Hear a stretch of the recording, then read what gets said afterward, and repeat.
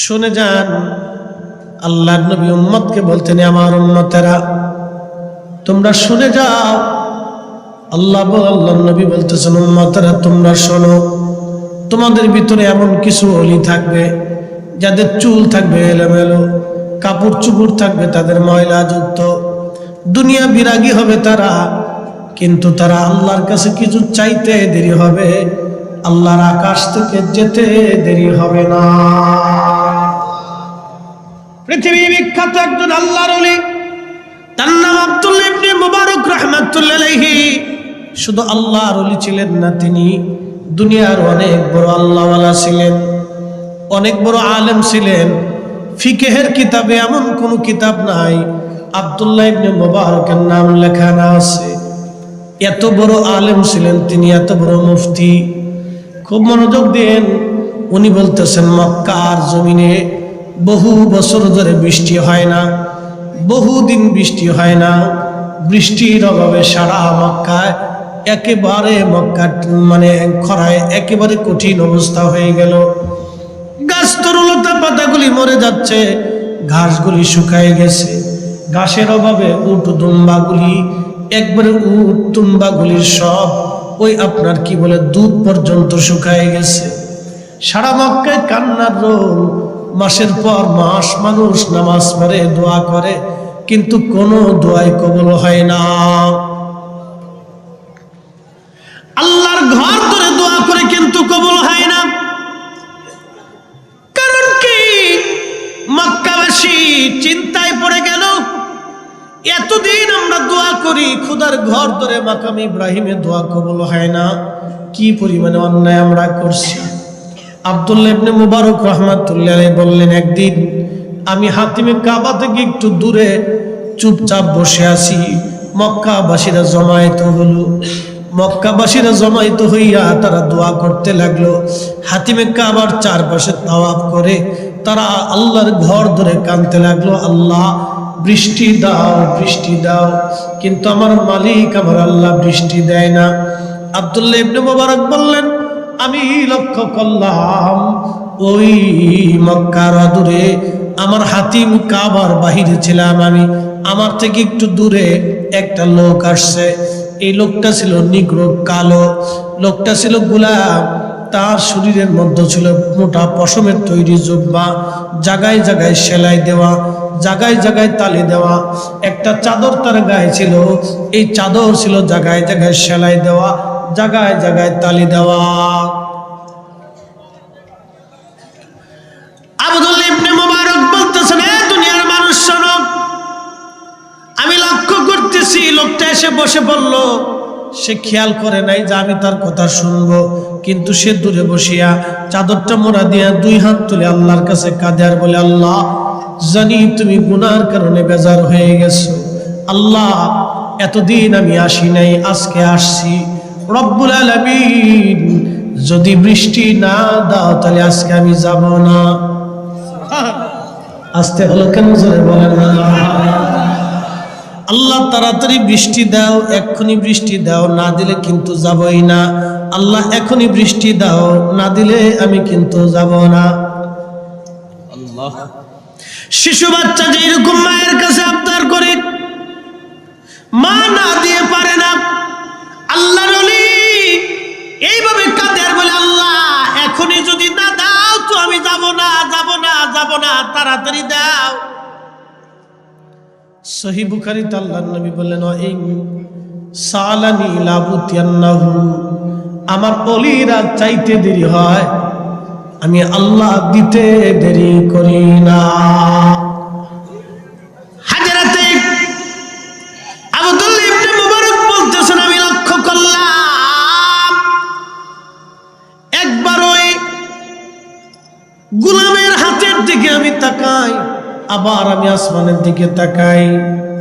আসমানের দিকে তাকায় দেখলাম আকাশে মেঘ জমে গেল। শুধু মেঘ জমলো না, আল্লাহর আকাশ থেকে অজর দ্বারা বৃষ্টি শুরু হয়ে গেল।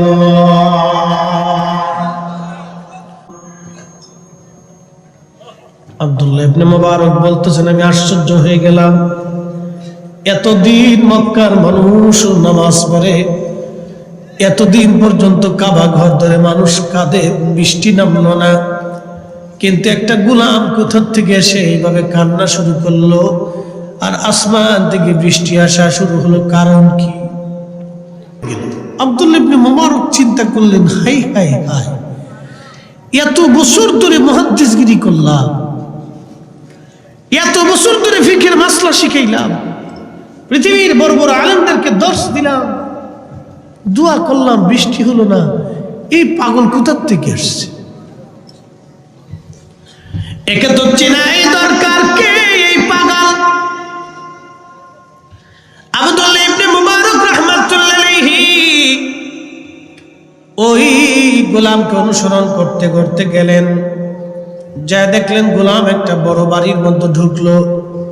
আব্দুল্লাহ ইবনে মুবারক ঘরের দরজায় সালাম দিলেন, আসসালামু আলাইকুম রাহমাতুল্লাহ। মুরব্বি বের হয়ে আসছে, আপনি কি এই বাড়ির মালিক? বলে, হ্যাঁ আমি এই বাড়ির মালিক, তবে শোনেন, আমি সুফিয়ান সাউরির সঙ্গে কথা বলে আসছি, আমার নাম আব্দুল্লাহ ইবনে মুবারক। মুরব্বি ডাক দিয়ে বলেন, হ্যাঁ হুজুর, আপনারে চিনছি, আপনি তো কাবার ইমাম। চিনছি আপনাকে, আপনি তো কাবার ইমাম, অনেক বড় বিশ্ববিখ্যাত ইমাম আপনারা, অনেক বড় আপনারা আলেম, এই মিসকিনের বাড়ি কেন আসছেন? তখন আব্দুল্লাহ ইবনে মুবারক বললেন, আপনার কাছে অনেক গোলাম আছে, আমি একটা গোলাম কেনার জন্য আসছি। বলে, হ্যাঁ, আপনার যাকে খুশি পছন্দ করেন। তো সমস্ত গোলাম সামনে আসছে, কিন্তু ওই গোলামটা আসে নাই। আব্দুল্লাহ ইবনে মুবারক বললেন, না, আমার যেই গোলাম দরকার সেই গোলাম এখন আর নাই, সেই গোলামটা আপনি হাজির করেন। বলেন, আমি ওই গোলাম দেব না। ওই গোলাম আসার পর থেকে আমার বাড়িতে উন্নতি হয়েছে। আমার এমন একটা গোলাম, সে সারা রাত্র নামাজ পড়ে, সারা রাত্র ইবাদত করে, সারাদিন রোজা রাখে, সারাদিন আল্লাহর ইবাদতে কাটায়। আমি ওই গোলাম দিয়ে কোনো কাজ করাই না। ওই গোলাম আসার পর থেকে আমার খেজুরের বাগানে উন্নতি হয়েছে, আমার পশুর বলে উন্নতি হয়েছে, আমার কোটি কোটি টাকার সম্পদ আল্লাহ দিয়েছে। ওই গোলাম আমি বেচবো না। আব্দুল্লাহ ইবনে মুবারক বললেন, না, আমি সুফিয়ান সাউরির সঙ্গে কথা বলে আসছি, ওই গোলামটাই দরকার, আপনি দয়া করে আমাদেরকে দিয়ে দেন। বললাম, আপনারা এত বড় আলেম, মক্কার ইমাম, না দিলে আল্লাহ বেজার হবে। আচ্ছা ঠিক আছে, নিয়ে যান। বলে, দাম কত? যা খুশি মন চাই দিয়ে যান। অল্প দামে বিক্রি করে দেওয়া হলো। ওই গোলামকে নিয়ে হযরত আব্দুল্লাহ ইবনে মুবারক যখন পথে আসতেছিলেন, মক্কার কাছাকাছি আসার পরে, তখন ওই গোলাম বলতেছে, হুজুর, আপনি যদি অনুমতি দেন আমি আপনার গোলাম, আপনি তো আমাকে দিয়ে কোনো কাজ করাইলেন না, কোনো কাজ করার হুকুম দিলেন না। আব্দুল্লাহ ইবনে মুবারক বলতেছে, গোলাম রে, আমি তোমাকে কাজ করানোর জন্য নিচ্ছি না, আল্লাহ তোমার এমন একটা নিয়ামত দিয়েছে, ওই নিয়ামতটা পাওয়ার জন্য তোমাকে আমার সঙ্গী বানানোর জন্য নিয়েছি। একবার জোরে বলা যাবে কি মারহাবা? এলেমের বাহাদুরি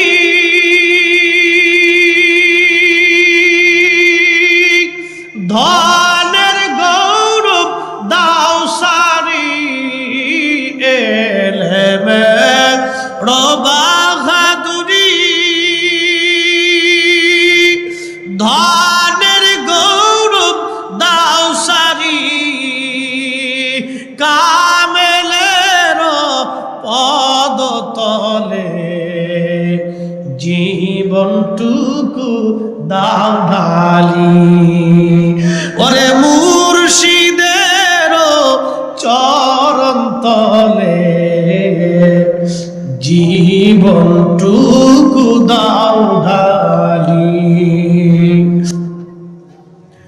শুনিয়া যান, ওই গোলাম আল্লাহর ওলি বলতেছে, হুজুর, আমি নামাজ পড়বো, যদি সময় দেন আমি কিছু নামাজ আমার বাকি আছে, আর আমার আল্লাহর সাথে কিছু কথা আছে। না না হলো না, চিৎকার মেরে জোরে বলেন না ইয়া রাসূলুল্লাহ। আল্লাহর ওলিদের সঙ্গে আল্লাহর কথা হয় কিনা? এই বিদ্যা বুঝি মাদ্রাসায় পাওয়া যায়, এই বিদ্যা বুঝি কলেজে পাওয়া যায়, এই বিদ্যা বুঝি ঢাকা ইউনিভার্সিটিতে আছে। এই বিদ্যা অর্জন করতে হলে আল্লাহর ওলির তাসাউফের রেজুলেশনের মধ্যে এসে তাসাউফের ক্লাসে ভর্তি হওয়া লাগবে এবং নিয়মিত ক্লাস করা লাগবে, তাহলে এই বিদ্যা অর্জন করা যায়। সবার নসিবে হয় না। আজকে 22 বছর ধরে পরিশ্রম করে আমরা মুফতি পাস করলাম, কারো 24 বছর সময় লেগে যায়। একটা দুনিয়ার সার্টিফিকেটের জন্য 24 বছর পরিশ্রম করলাম, 20 বছর পরিশ্রম করলাম, কিন্তু আল্লাহ পাওয়ার জন্য আমরা একটা রাতের ধৈর্য ধরতে পারলাম না। আইলাম আর গেলাম, আইলাম আর গেলাম, তার মানে আল্লাহ পাওয়া যাবে না। কথা কর।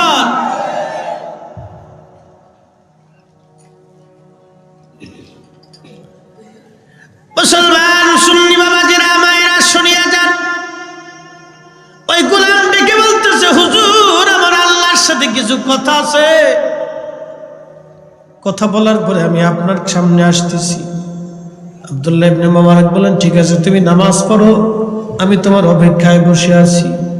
গোলাম মসজিদে চলে গেল, মসজিদে যায় নামাজে দাঁড়ায় গেল। দীর্ঘ সময় সে নামাজ পড়তে লাগলো। শেষে সে দোয়া করতে লাগলো আর কাঁদতে লাগলো। কিছুক্ষণ পরে বের হয়ে এসে বলতেছে, হুজুর ক্ষমা করে দিবেন, আপনি মক্কার ইমাম, পৃথিবীর বিখ্যাত একজন আলেম, আপনি আমাকে গোলামির জন্য কিনেছিলেন, কিন্তু হুজুর আমার আল্লাহর সঙ্গে আমার কথা হয়ে গেছে, আমি দুনিয়াতে আর থাকবো না, আমি দুনিয়ার থেকে আল্লাহর দরবারে চলে যাব। হুজুর কিছুক্ষণ পরে আমার মৃত্যু হয়ে যাবে, আমাকে মাফ করে দেন, আপনার সঙ্গে আর সময় দিতে পারবো না। আব্দুল্লাহ ইবনে মুবারক বলে, গোলাম রে এই কাজ করিস না, তোমার সঙ্গে আমার কিছু কাজ আছে। বলে, না হুজুর আল্লাহর সাথে কথা হয়ে গেছে, আমার পাকাপাকি, আমার পরিচয় প্রকাশ হয়ে গেছে, আমি আর দুনিয়াতে থাকবো না, আমি আল্লাহর দরবারে চলে যাচ্ছি, চলে যাচ্ছি। এই কথা বলতে বলতে জিকির করতে করতে আল্লাহর বান্দা ইন্তেকাল হয়ে গেল। আল্লাহর ওলিদের সঙ্গে আল্লাহর কথা হয়, কথা হয়, কথা হয়, কথা বলেন ঠিক কিনা? ওলিরা মাটির উপরে ওলি, মাটির নিচে ওলি। মাটির উপরে, মাটির নিচে স্বর্ণের টুকরা, মাটির উপরে স্বর্ণ, মাটির নিচে পাথর। কথা বুঝেন নাই? স্বর্ণের টুকরা মাটির উপরে স্বর্ণ আর মাটির নিচে পাথর। হীরার টুকরা মাটির উপরে হীরা আর মাটির নিচে ইট। কথা কন না কেন? আল্লাহর ওলিরা মাটির উপরেও ওলি, মাটির নিচেও ওলি। আরে মিরানশা মাটির উপরেও মিরানশা, মাটির নিচেও মিরানশা, মাটির উপরেও আওলাদে রাসূল, মাটির নিচেও আওলাদে রাসূল, মাটির উপরে হুজুর গাউসে পাকের রক্ত, মাটির নিচেও হুজুর গাউসে পাকের রক্ত। কথা কয় হাত উঁচু করে বলেন ঠিক কিনা? জৌজি উইনুল হেকায়াতের মধ্যে লিখছেন ওয়াসাল কারনি, নাম শুনছেন নি আপনারা? ওয়াসাল কারনির একটা মর্যাদা শুনাই দিয়েছে। শেষ কিয়ামতের মাঠে ওনারা আল্লাহ মাঠের এক কোণার দাঁড়া করে রাখবে। তো ওয়াসাল কারনি বলবো, আল্লাহ আপনি আমার দাঁড়া করে রাখছেন, সব জান্নাতে গেল না। আল্লাহ ডাক দিবে, ওয়াইস একটা কারণে দাঁড়া করে রাখছি, সবাই জান্নাতে চলে গেছে, তোমার দাঁড়া করে রাখছি। শোনো, আমার অনেক গুনাহগার বান্দা মাঠের ময়দানে জাহান্নামের দিকে চলে যাচ্ছে, আমি আল্লাহর বড় দয়া হয়, আমি চাই আমার বান্দারা ক্ষমা পাক। এখন তুমি যারে ক্ষমা করবা, তুমি যারে সুপারিশ করবা, আমি আল্লাহ তারে মাফ করে দেব। আরো জোরে, আরো জোরে, আরো জোরে। কিন্তু উনি কি করতো? খেজুরের বিচি টুকাইতে, রাখালগিরি করতো। জীবনে রসুলের সামনে বসে একটা হাদিসও শুনে নাই, একটা কোরআনের আয়াতও শুনে নাই, কিন্তু রসুলের প্রেমে দাঁত ভেঙে ফেলাই দিয়ে একবারে বিনা দলিলে নবী ভালোবাসছে। আমরা বিনা দলিলেই ভালোবাসি, বিনা দলিলেই সারা জীবন ইয়া নবী সালাম আলাইকা বললে 100 কোটি টাকা দিলেও আমরা বসে থাকতে পারবো না, পারবো না, পারবো না, পারবো না। হাত উঁচু করে বলেন ঠিক না বেঠি?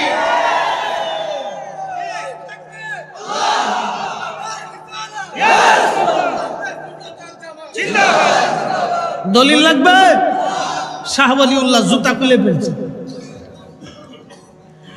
লোকেরা ডেকে বলে, হুজুর জুতা কেন খুলে ফেললেন আপনি? আল্লাহর ওলি জবাব দিলেন, বেটারা শোনো, আমি এমন একজন নবীর দরবারে মুস্তাফাতে হাজিরা দিতে যাচ্ছি, যিনি ইমামুল মুরসালিন রাহমাতুল লিল আলামিন মাকামে মাহমুদ ওয়ালা। বলে হুজুর আপনার পায়ের মধ্যে ফুসকা পড়বে, ঘা হবে, রক্ত পড়বে, আপনি মারা যাবেন। আল্লাহর ওলি জবাব দিল, বেটা আমার রক্ত পড়তে পারে, পা ঘা হতে পারে, আমি মরে যেতে পারি, কিন্তু জুতা পরব না। আমি এমন একজন নবীর বর্গায় হাজিরা দিচ্ছি, আমি শাহ ওলিউল্লাহ জুতা পাই দিয়ে যাব আমার সাহস হয় না, কারণ উনি শাফিউল মুজনিবিন ইমামুল মুরসালিন হাবিবুল্লাহ নবী। ওই নবীর দরবারে জুতা পাই দিয়ে আমি কেমনে যাব? আমার জীবন চলে যাবে, আমি জুতা পাই দেব না। আমরাও সুন্নিরা এই ময়দান থেকে নিয়ত করে গেলাম, আমাদের জীবন চলে যাবে, ইয়া নবী সালাম আলাইকা বললে আমরা বৈশা থাকতে পারবো না। দলিলে না ভালোবাসায়? দলিলে না ভালোবাসায়? 77 দলিল নিয়ে খেতা গাঁটটি বুকসা নিয়ে পড়ে থাক, তোর দলিল দেখার টাইম আমাদের না।